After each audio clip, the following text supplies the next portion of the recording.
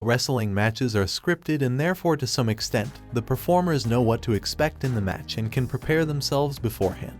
But this does not mean that there is no risk or danger to the athletes, and in fact, there have been countless cases of wrestling injuries during a match. Some were so dangerous that the wrestler had to be rushed to the hospital immediately after its conclusion. This shows how perilous wrestling can be and how wrestlers put their life on the line with every move they perform. This video will look at the top 10 WWE superstars who had to be rushed to the hospital after a wrestling match. But before we get started, we urge you to please like the video so it can reach more people on YouTube. And if you are new to the channel, make sure to subscribe and hit the bell icon so you get notified on all our future videos and contribute to our goal for 5,000 subscribers. Now, without further ado, let's get started.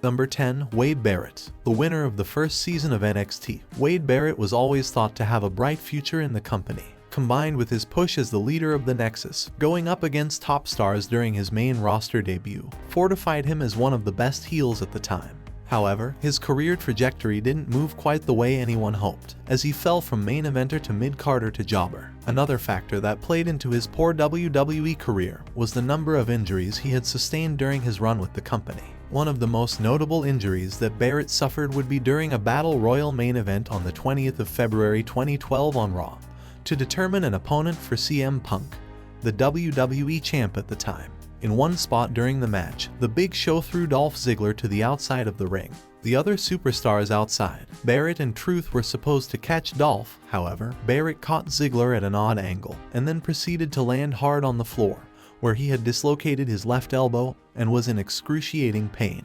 Barrett had to be rushed to the hospital and had to miss nearly 8 months of action. Number 9. Triple H.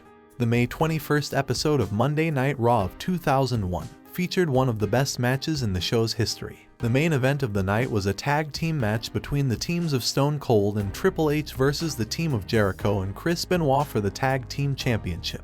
In a spot, Jericho was applying the walls on Austin, and Triple H, in a hurry to save his partner, managed to break Jericho's submission. However, in the process, the game tore off his left quad. The King of Kings still managed to finish the match but was sent to the hospital immediately afterward. The game had to undergo surgery, and it would take about a whole year before he would make his return, and consequently he had to miss the entire invasion angle between the WWF and WCW. Interestingly, Triple H would suffer the same injury, this time to his right leg, in another tag team match between DX and Rated RKO at New Year's Revolution 2007. Number 8. Enzo Amore.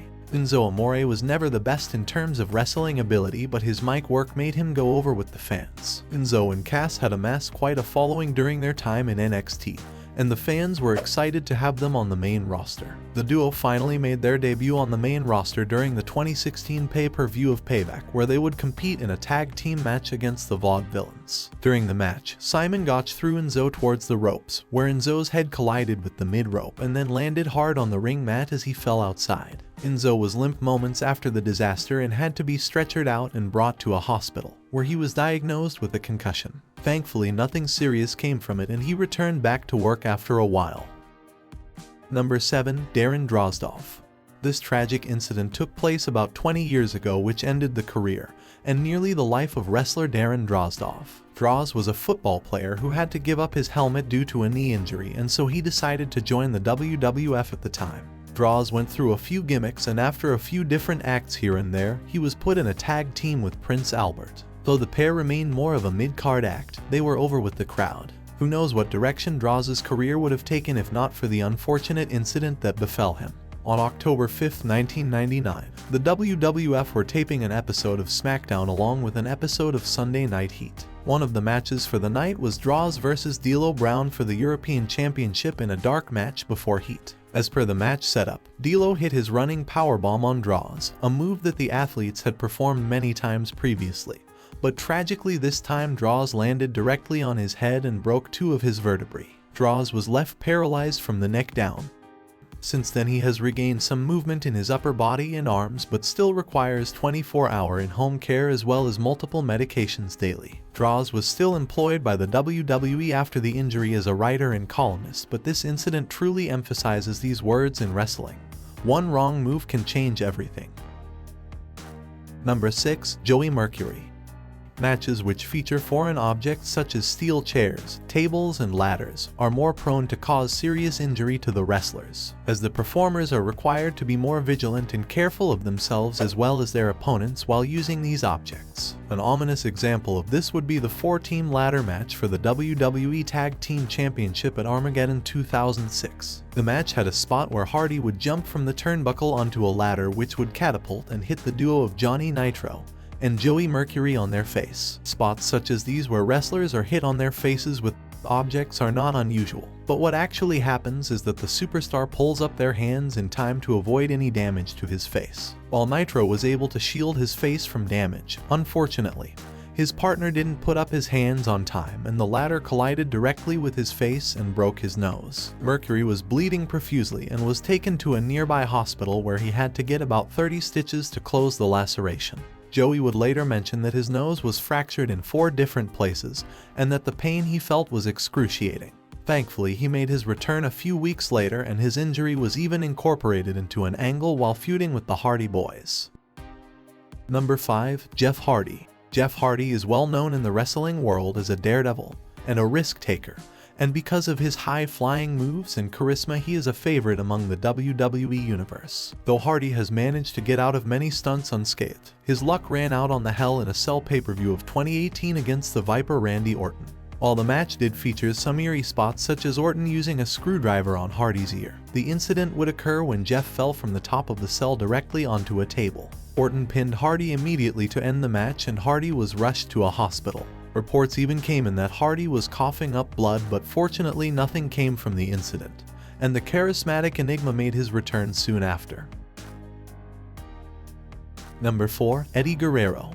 Eddie Guerrero was one of the most beloved wrestlers in wrestling history. He indeed had a special connection with the fans, and it would be unfair to compare him with any other wrestler. One of the most notable rivalries in Eddie's career was his feud against JBL. As part of their feud, they faced each other on the Judgment Day pay-per-view of 2004. In a spot in the match, JBL hit Guerrero with a hard steel chair shot to the head, and unfortunately, Eddie bladed it far too deep such that his forehead bled like crazy. The match, however, finished, with the athletes and everything they came in contact with covered in red. After the match was over, Eddie apparently passed out in the back and had to be rushed to a hospital. This match would be one of the bloodiest matches in WWE history. Luckily, Eddie escaped unscathed and was fit to wrestle the next week. Number 3. John Cena. John Cena is arguably one of the biggest names in wrestling today. He has faced the best, stood triumphant, held a multitude of championships, and even helped elevate other wrestlers. But even throughout his decorated career, Cena has also faced many injuries, though he bounced back strongly each time. One of the incidents where John was required to be sent to the hospital was immediately after his match with Seth Rollins on the 27th of July edition of Raw in 2015. In the championship match, Rollins delivered a standing knee to Cena, leaving his nose fractured. Blood could be seen pouring out of the champ's nose, and it was later revealed that the leader of the C Nation even had breathing issues, but with a "the show must go on" attitude, Cena powered through and led the match to its conclusion. Thankfully, Cena made a full recovery and went on to face Rollins again at SummerSlam. Number 2. Stone Cold Steve Austin.